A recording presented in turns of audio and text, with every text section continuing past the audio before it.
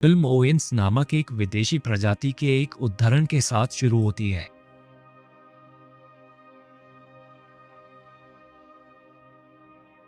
फिर हम भविष्य के एक अनिश्चित वर्ष में पृथ्वी को देखते हैं। नाय नाम की एक लड़की अपनी दोस्त के साथ एक पार्क में बैठी है। उनकी बातचीत से पता चलता है कि नाय ने एक बड़ा फैसला लिया है और वह कोई गंभीर कदम उठाने वाली है। अचानक कानून प्रवर्तन अधिकारी आते हैं और उसे गिरफ्तार कर लेते हैं।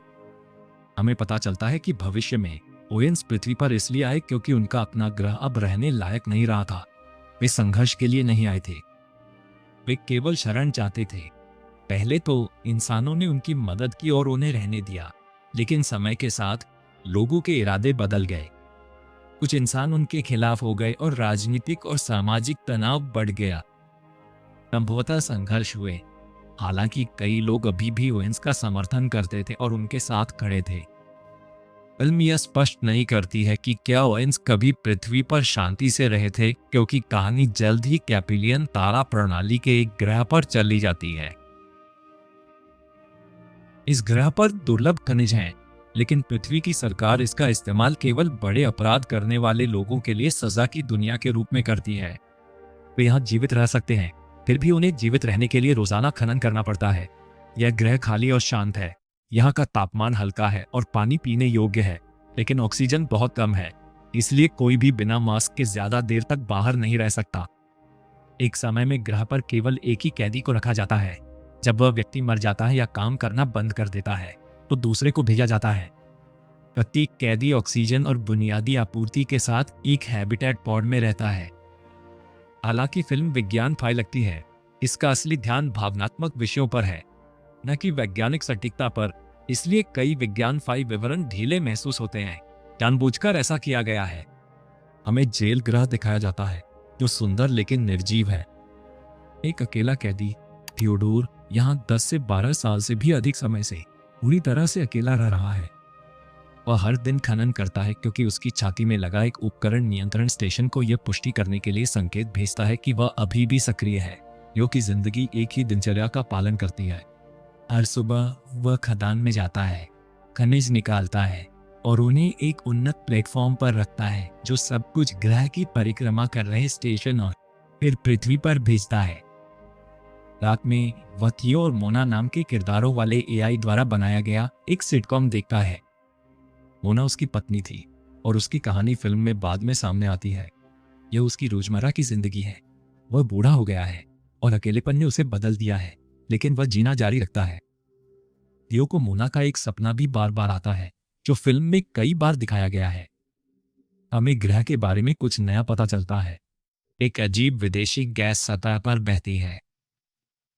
यह इंसानों को शारीरिक रूप से नुकसान नहीं पहुंचाती या उन्हें पूरी तरह से नियंत्रण खोने पर मजबूर नहीं करती, लेकिन यह दिमाग में घुस जाती है और परेशान करने वाले, बेचैन करने वाले विचार लाती है।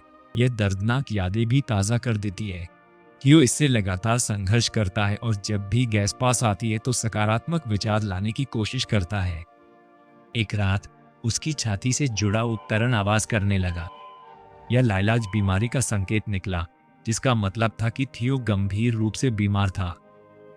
लेकिन थियो ने उस उपकरण को अपनी छाती से निकाला और बाद में फेंक दिया। उसके बाद भी उसके पॉड का जीवन रक्षक सिस्टम अभी भी चल रहा था। शायद जब कोई कैदी काम करना बंद कर देता है तो जीवन रक्षक सिस्टम बंद नहीं होता है, या शायद कोई और कारण था। अगली सुबह खदान जाते समय थियो एक और हैबिटेट पॉड को उतरते हुए देखता है। वह छिप जाता है और इंजन को अलग होते हुए देखता है। एक युवती अंदर वापस जाने से पहले कुछ देर के लिए बाहर निकलती है। यह नाय है, शुरुआत वाली वही लड़की जिसे अब अपनी सजा काटने के लिए यहां भेजा गया है। थियो सदमे में देखता है। इतने सालों तक अकेले रहने के बाद किसी दूसरे इंसान को देखना अवास्तविक लगता है। घबराकर वह चुपके से नाय के पॉड के पास जाता है और उसे अपने एआई से बात करते हुए सुनता है। वह जो कुछ सुनता है उससे ऐसा लगता है जैसे वह उसे खत्म करना चाहती है। घबराकर वह अपने पॉड में लौटता है और सब कुछ अपनी डायरी में लिखता है। यहाँ डरना जायज है। यह ग्रह केवल अपराधियों के लिए है, इसलिए कोई नहीं जानता कि कौन खतरनाक हो सकता है। पूरी फिल्म के दौरान ग्रह की गहरी गड़गड़ाहट की आवाजें पृष्ठभूमि में गूंजती रहती हैं।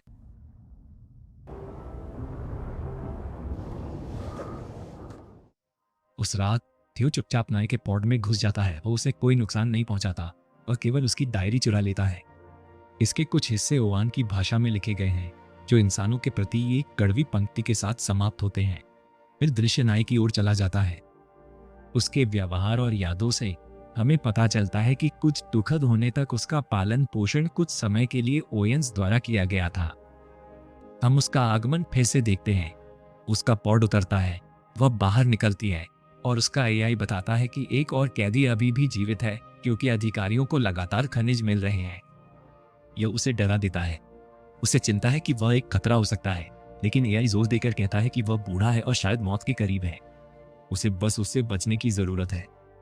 थियो ने नाई की बातचीत का केवल वही हिस्सा सुना था जिससे लग रहा था कि वह उसे खत्म करना चाहती है, इसलिए उसने उसे पूरी तरह से गलत समझा। उस रात जब वह डायरी चुराने के लिए उसके पॉड में घुसा तो नाई जाग रही थी, लेकिन उसने कोई प्रतिक्रिया नहीं दी और उसे पता नहीं चला कि वह ले ली गई थी। अगले दिन वे एक दूसरे को खदान में देखते हैं। कोई भी नहीं बोलता क्योंकि दोनों डरे हुए हैं, इसलिए वे अपना काम जारी रखते हैं, पृथ्वी के लिए खनिज निकालते हैं। बाद में नाई का एआई उसे बताता है कि दूसरे कैदी ने उसकी डायरी चुरा ली है। गुस्से में वह प्लास्टिक के चाकू के साथ थियो के पॉड पर जाती है और उसे वापस मांगती है। थियो उसे तुरंत वापस कर देता है। वह उसे दूर रहने की चेतावनी देती है।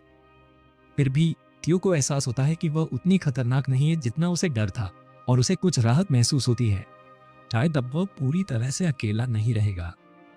बाद में थियो सिर्फ बात करने के लिए फिर से उसके पास जाता है। नाई उस पर पूरी तरह से भरोसा नहीं करती, लेकिन उसे सहानुभूति महसूस होती है और वह थियो की बात सुनती है।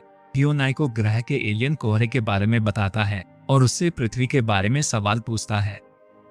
उसका व्यवहार अजीब लगता है, लेकिन इतने सालों तक अकेले रहने के बाद यह समझ में आता है। उनका तनाव कम हो जाता है। नाई ने अभी तक अपना नाम नहीं बताया था, लेकिन अगले दिन काम पर वह आखिरकार उसे बता देती है। हमें यह भी पता चलता है कि इस ग्रह पर सजा प्रणाली शायद अवैध है, जिसे छिपाकर रखा गया है क्योंकि बहुत कम लोग इस दुर्लभ खनिज के बारे में जानते हैं। उस रात ग्रह के छोटे दिन के चक्र के कारण नाई सो नहीं पाती है। अगली सुबह काम पर जाने से पहले उसे अपने पॉड के बाहर एक नोट मिलता है। थियो ने उसे अपने निवास स्थान पर रात के खाने के लिए आमंत्रित किया है। काम के बाद नाई अपने एआई से थियो के बारे में पूछती है, वह किस तरह का इंसान है या उसने क्या अपराध किया है, लेकिन एआई कोई भी जानकारी देने से इनकार कर देता है। फिर भी वह उस पर भरोसा करने का फैसला करती है और उसके पॉड पर जाती है। थियो सचमुच खुश है। सालों के अकेलेपन के बाद आखिरकार उसके पास किसी के साथ खाने और बात करने के लिए कोई है। वह एक अच्छा भोजन तैयार करता है, उसका स्वागत करता है और रात के खाने के दौरान उसे एलियन गैस के बारे में चेतावनी देता है, यह कहते हुए कि यह मन में अजीब विचार पैदा करती है। लेकिन नाई उस पर पूरी तरह से विश्वास नहीं करती और मान लेती है कि अकेलेपन ने उसे प्रभावित किया है। रात के खाने के दौरान थियो नाई की डायरी का जिक्र करता है और कहता है कि उसे आश्चर्य है कि वह ओवान की भाषा में लिखी गई है। नाई कुछ समझाती नहीं, लेकिन वह हैरान है कि थियो ओवान भाषा के कुछ वाक्यांश बोल सकता है। थियो को याद नहीं है कि उसने उन्हें कैसे सीखा। सालों के अकेलेपन के बाद उसकी याददाश्त कमजोर हो गई है और बहुत सी चीजें उसके लिए अस्पष्ट हैं।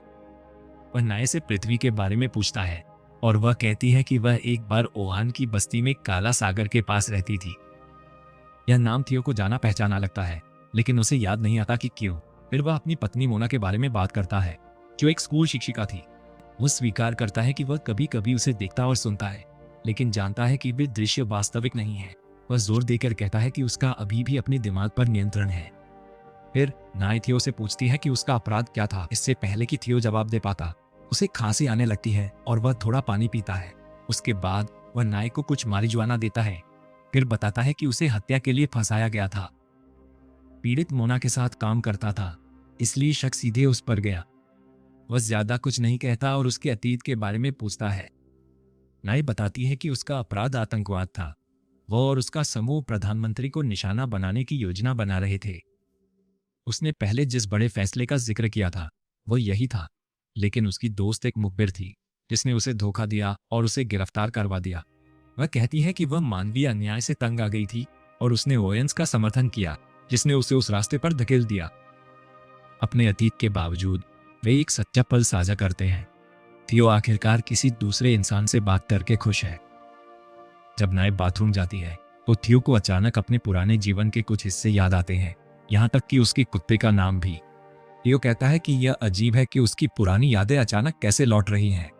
वह सोचता है कि क्या इस ग्रह पर रहने की वजह से वह अपनी असली पहचान भूल गया और एक झूठी पहचान बना ली। लेकिन नाय उसे बताती है कि अब इससे कोई फर्क नहीं पड़ता। उसे लगता है कि वह एक बार काला सागर गया था, हालांकि उसे यह सिर्फ काले पानी के रूप में याद है। नाय बताती है कि नाम असली रंग को नहीं दर्शाता है, लेकिन थियो अभी भी इसे अंधेरा ही समझता है। वह उसकी जर्नल के बारे में पूछता है, लेकिन वह इस पर चर्चा नहीं करना चाहती। थियो माफी मांगता है, पानी के लिए बाहर निकलता है। एलियन गैस पास से गुजरती है और उसे फिर से प्रभावित करती है, और वह स्पष्ट रूप से हिला हुआ लौटता है। उसे अपनी पत्नी और एक काले पदार्थ का एक और दृश्य दिखाई देता है। थियो कहता है कि गैस सब कुछ जानती है, यहाँ तक कि वह भी जो वह भूल गया है। नाय उसे शांत करने की कोशिश करती है। अचानक थियो कहता है कि उसका नाम असल में थियो नहीं है। वह अपनी असली पहचान से भाग रहा था और भूल गया था कि वह कौन था। नाय उलझन में है। बात बदलने के लिए थियो उसके परिवार के बारे में पूछता है। नाय बताती है कि उसके ओवान के परिवार की मृत्यु के बाद एक मानव परिवार ने उसे गोद ले लिया था, लेकिन वह उनके साथ कभी खुश नहीं थी। नाय कहती है कि उसे हमेशा इस बात का पछतावा रहेगा कि वह अपने ओवान के परिवार को नहीं बचा सकी। थियो को सहानुभूति महसूस होती है और थोड़ी देर साथ में टीवी देखने के बाद वह जाने की तैयारी करती है।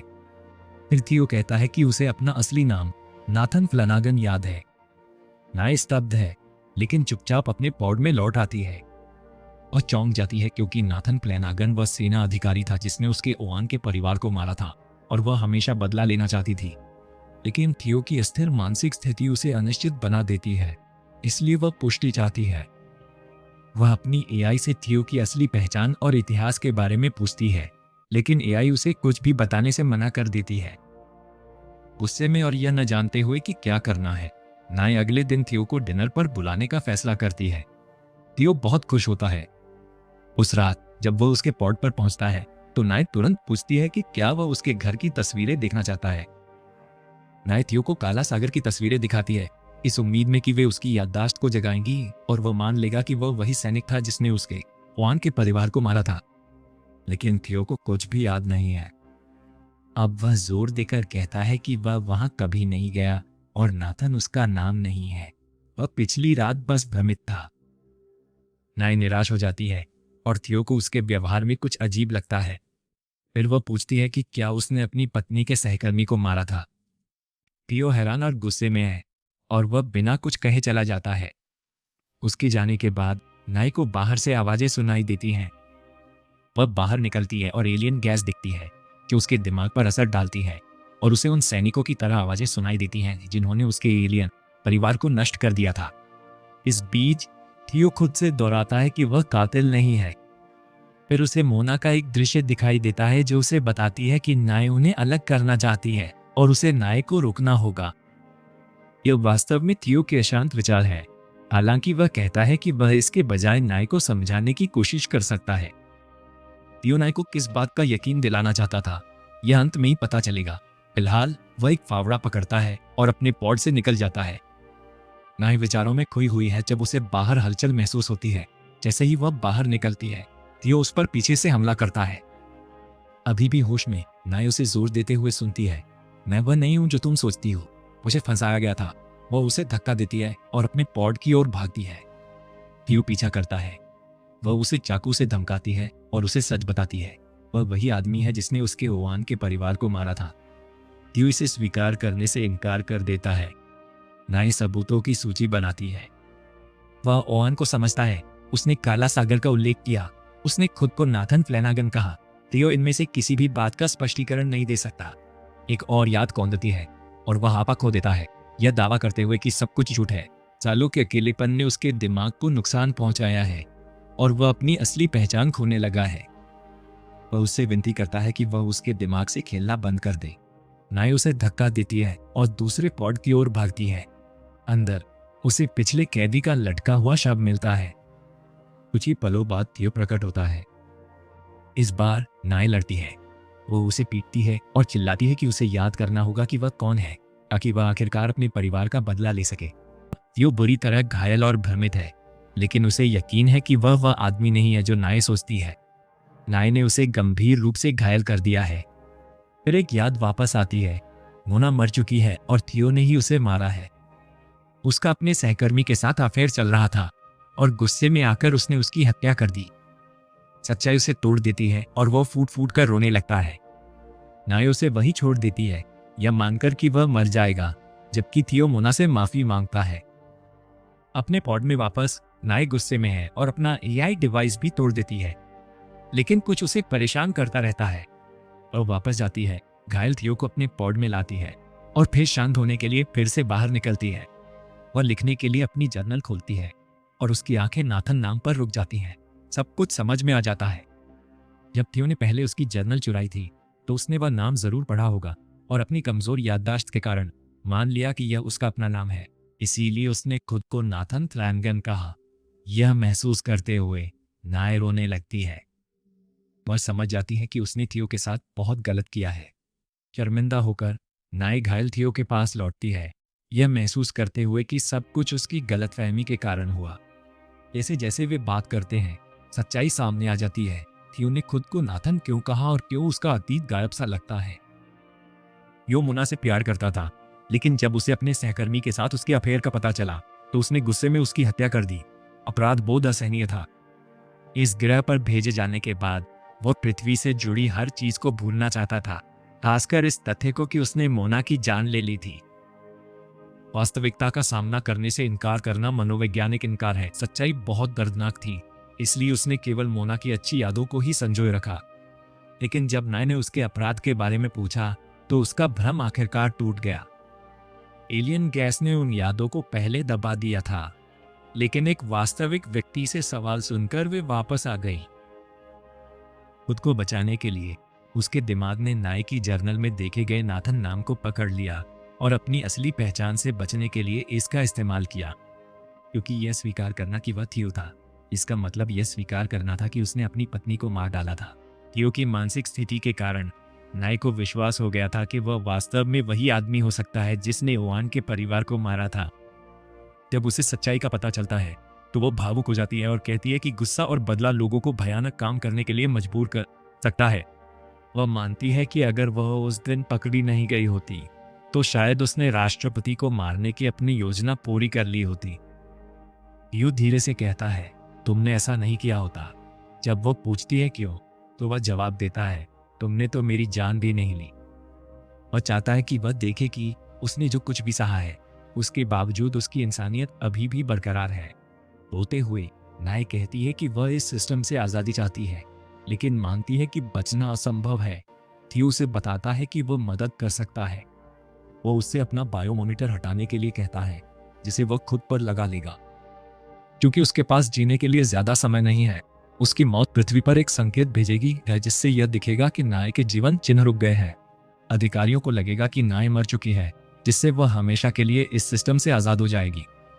नाय उसके निर्देशों का पालन करती है। थोड़ी देर बाद थियो मर जाता है और उसके साथ मॉनिटर बंद हो जाता है। अंतिम दृश्य में नाय एक पहाड़ी पर अकेली बैठी है, बिना मास्क के ग्रह की हवा में सांस ले रही है, जिससे पता चलता है कि उसने खुद को ढाल लिया है और इस माहौल में आज़ादी पाली है। और इसी के साथ फिल्म खत्म हो जाती है।